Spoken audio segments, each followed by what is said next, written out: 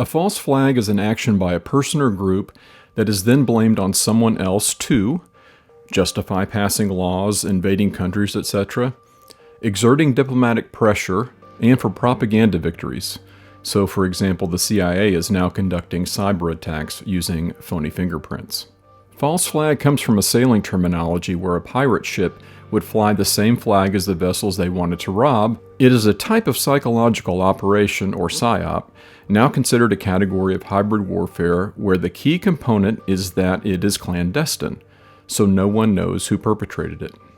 False flags are made effective by other factors, such as an overworked, tired, malnourished, propagandized, and over-entertained public. The United States has a long history of false flags and is now considered the most prolific perpetrator, but certainly is not the only one. And in just a few minutes, I'm going to highlight just one example to give you a sense of what I'm talking about. Typically, a false flag is a spectacular or emotional event. We could call it sensational. It gets immediate and comprehensive media attention. The perpetrator is identified and the case closed quickly. There's a convenient scapegoat or patsy. This results in decisive and negative government action supported by a traumatized and willing public. Domestically, the result is new regulations or laws that limit rights and freedoms, and internationally, this is used as justification for an invasion and/or regime change. And there are often simultaneous drills that are planned for the same day or are going on during the event. Now, I mentioned that there is a long history of U.S. orchestrated false flag attacks, and I think one situation in particular is the poster child for what I'll be getting into, and that is Operation Northwoods. According to the wiki, this case was... I don't know why I said case, but in any case, Operation Northwoods was a proposed false flag operation that originated with the U.S. Department of Defense of the United States government in 1962.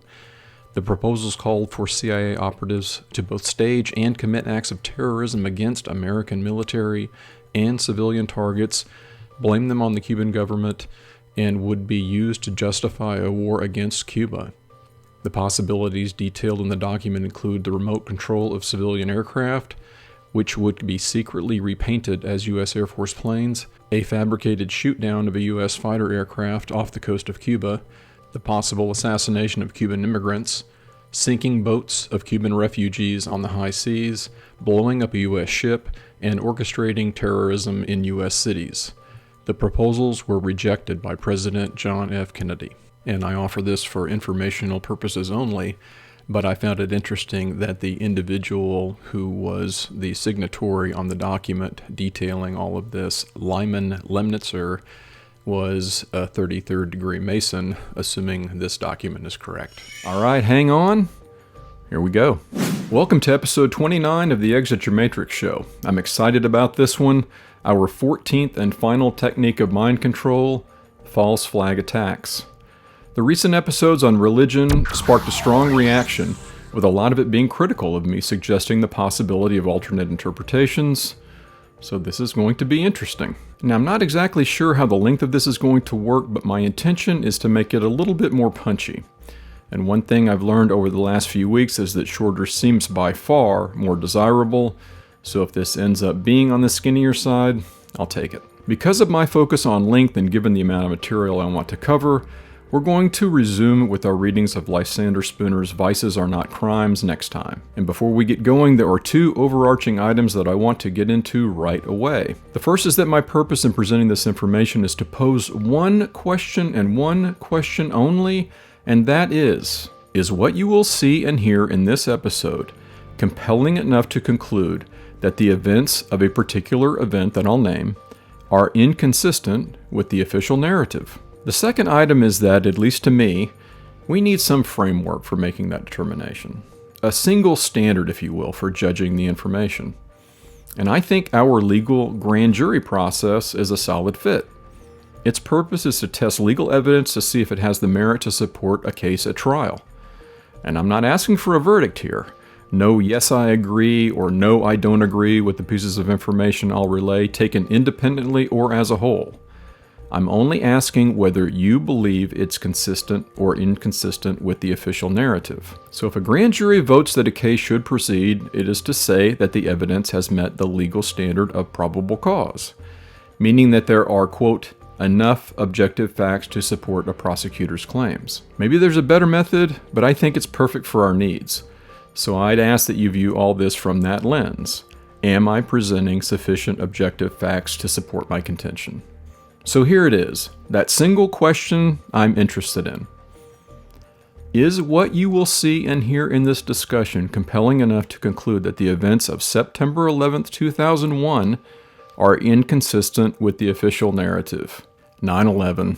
Oh yes, I'm going there. So here they are, the facts I present in support of my contention. 1. The claim that our leaders and the institutions they had the responsibility for overseeing couldn't have anticipated the event, which I'm sure you'll be shocked to learn, turns out to have been a lie. 2. The existence of a petition signed by over 3,000 licensed architects and engineers calling for a new independent investigation with subpoena power and with a particular focus into the causes of the destruction of the World Trade Center towers and Building 7. 3. The Patriot Act. Now let's have Andrew Napolitano give us some thoughts on this. We have come 360 degrees from fighting a revolution against a tyrannical government because it dispatched its agents to write their own search warrants, to establishing a constitution which assured us that that would never happen and required that when the government wants anything from you, it has to go to a judge, to popularly electing members of Congress who would vote to gut the Constitution and remove the second most important right in it and let federal agents write their own search warrants. And that's what this monstrosity of the so-called Patriot Act does. And what about the timing? That bill, which Mr. Napolitano describes like this, the Patriot Act, which is 315 pages long, which basically amends hundreds and hundreds of other statutes. So in order to read the Patriot Act, you not only need the act itself in front of you, you need the entire United States Code, which is about the size of 8 or 10 sets of Encyclopedia Britannica. I've read it 3 times, and it takes about 20 hours to read each time. Was introduced a mere 42 days after the event. 42 days. 4. Project for a New American Century's 1997 report titled Rebuilding America's Defenses, Strategies, Forces, and Resources for a New Century. Here we have a group of signatories that includes names like Elliott Abrams, Jeb Bush, Dick Cheney, Steve Forbes, Louis Scudder, Libby, Dan Quayle, Donald Rumsfeld, and Paul Wolfowitz, all calling for the hyper-militarization of the U.S. to carry out its, quote, global responsibilities, wherever those came from. The proposed strategy included regime changes in Iraq and other Middle Eastern countries. And finally, the report contained the following, which just seems a little creepy. Quote, further, the process of transformation, even if it brings revolutionary change, is likely to be a long one, absent some catastrophic and catalyzing event, like a new Pearl Harbor. 5. Was Frank DeMartini, manager of World Trade Center Construction and Project Management, just mistaken when he said this? The building was designed to have a fully loaded 707 crash into it. That was the largest plane at the time. I believe that the building probably could sustain multiple impacts of jetliners because this structure is like the mosquito netting on your screen door, this intense grid. And the jet plane is just a pencil puncturing that screen netting. It really does nothing to the screen netting. 6. Anyone question that whole BBC Building 7, what should we call it, a snafu? Now, more on the latest building collapse in New York. You might have heard a few moments ago, I was talking about the Salomon Brothers building collapsing. And indeed it has. Apparently that's only a few hundred yards away from where the World Trade Center towers were. Jane, what more can you tell us about the Salomon Brothers building and its collapse? Well, only really what you already know. Details are very, very sketchy, but New York very much a city still in chaos. The phones are not working properly, the subway lines are not working properly, and we know that down there near the World Trade Center there are 3 schools that are being turned into triage centers. 7. There can be little argument that 9/11 was the worst crime perpetrated on U.S. soil. Yet the most essential element was missing from the investigation: preserving the physical crime scene. I thought that was normally tampering with evidence, but I guess not. 8. What you're seeing right here. This may be fairly described with certain words, but collapse is not one of them. I think pulverization is the best one. And how do you have any semblance of an intelligent conversation about something when one of the parties can't be truthful? I've said before that the simplest definition of truth is that which has happened and is happening. That happened, and it wasn't a collapse. 9. That the 9/11 Commission report doesn't even mention Building 7 draws significant scrutiny. Only 2 times in history prior to the collapse of World Trade Center Building 7 have steel-framed buildings been brought down due to fire, and those prior 2 examples were the Twin Towers earlier that same day. But then we have the National Institute of Standards and Technology, or NIST's, 2008 final report on the collapse of the World Trade Center Building 7, and, of course, we're told that it failed due to a moderate fire, and get this, because it was the first time ever, that such an event occurred, the report suggested it be a consideration going forward.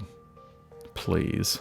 10. A study titled A Structural Reevaluation of the Collapse of World Trade Center 7 and led by a structural engineering professor emeritus at the University of Alaska includes this, quote, "The principal conclusion of our study is that fire did not cause the collapse of World Trade Center 7 on 9/11, contrary to the conclusions of NIST and private engineering firms that studied the collapse.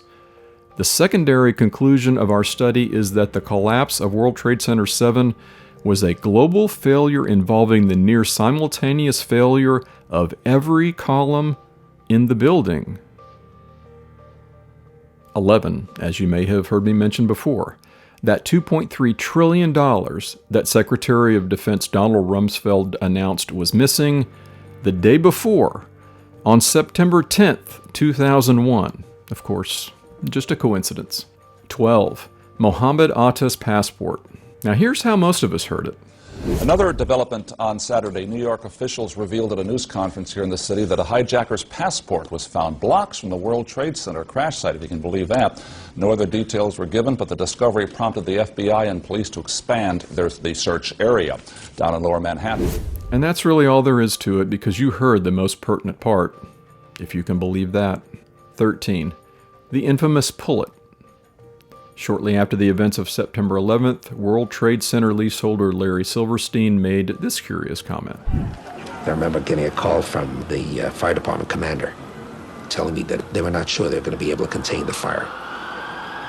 And I said, you know, we've had such terrible loss of life. Maybe the smartest thing to do is pull it. And they made that decision to pull, and then we watched the building collapse.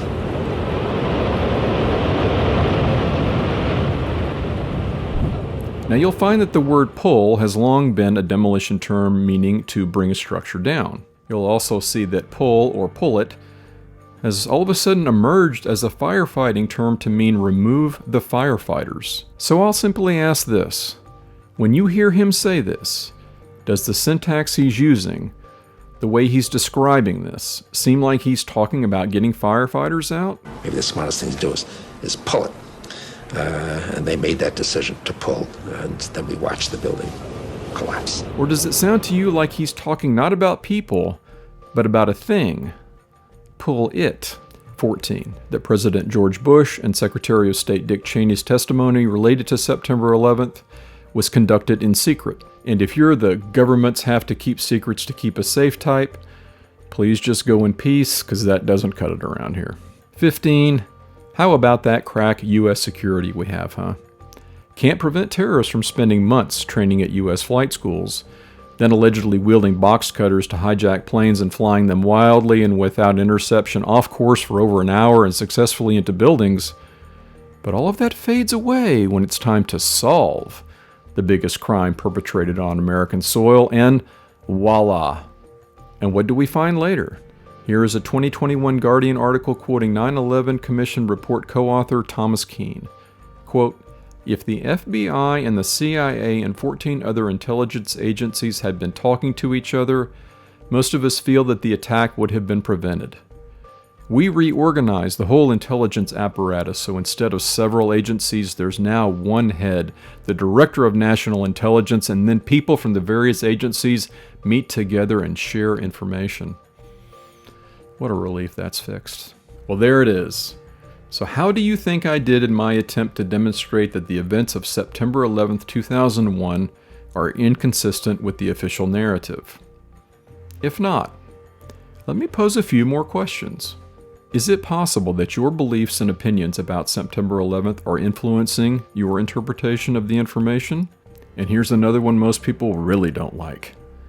How did you arrive at your beliefs about September 11th, or anything else for that matter? Let me come back to that. And what about this? Is it possible that this event created intense and widespread fear, and that fear was so powerful that it impacted our decision-making, and in our panic to secure safety, we lost all sense of logic, reason, and the history of false flag events in our past? Have we been the victims of the Hegelian dialectic? Thesis, antithesis, synthesis? Also described as problem, reaction, solution? Problem, terrorism. Reaction, fear.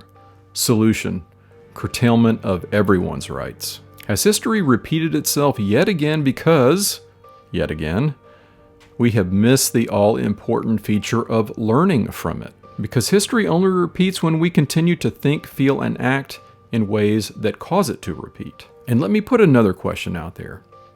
Even if you think I failed to prove my argument, can you at least concede that you would never, ever, under any circumstances, voluntarily do business with institutions like this that obviously do not and cannot protect us from virtually anything, that are engaged in corruption, deception, and theft at a grand scale, and that lie to your face repeatedly, yet demand obedience and loyalty?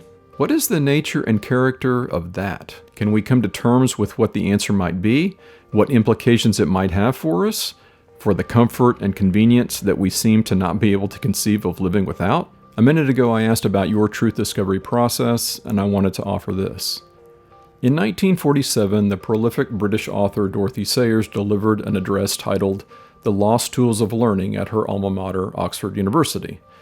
Incidentally, she was one of the first women to receive a degree from that institution. Reprinted countless times since then, she argues in The Lost Tools of Learning that the teaching of subjects is no education at all. Instead, she believed a proper education was the process before learning began, in preparation for a thoughtful examination of subjects. She said, quote, "Is it not the great defect of our education today, a defect traceable through all the disquieting symptoms of trouble that I have mentioned, that although we often succeed in teaching our pupils subjects, we fail lamentably on the whole in teaching them how to think? They learn everything except the art of learning." She went on to champion the trivium, that truth determination methodology dating back to the Middle Ages. And I'll spend some time, hopefully in the near future, breaking down the trivium, but my point in bringing this up is that there are time-tested, principle-based ways of judging information, and I see little evidence of anything close to that in use among the masses today.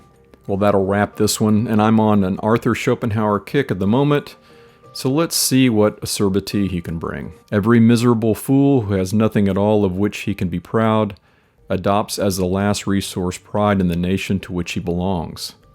He is ready and happy to defend all its faults and follies tooth and nail, thus reimbursing himself for his own inferiority. Nice. Thanks for taking the time to be here, and remember to always do your own thinking. Be well. And for propaganda,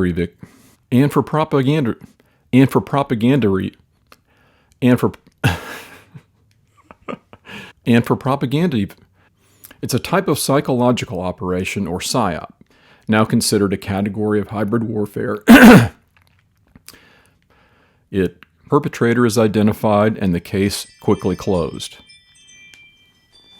The perpetrator is identified and the case quickly closed. The perpetrator is identified and the case, there's a convenient scapegoat or patsy. And internationally, this is a and one thing I've learned over the last few weeks is that shorter, maybe there's a better.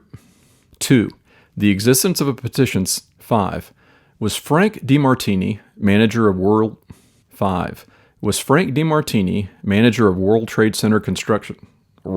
10. A study titled A Structural Revelation Contrary to the Conclusion of 11. As you may have mentioned. 11. As you may have mentioned. 11. As you may have mentioned me. 12. Mahamahata. Oh, that's funny.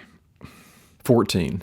That President George Bush, a minute ago I asked about your truth discovery process, and I wanted to ask, she went on to champion the trivium, that truth determination. Judge Greg Brandt denied that mistrial. Prosecutors claim Dr. Baldy should not have been recklessly prescribing drugs to patients.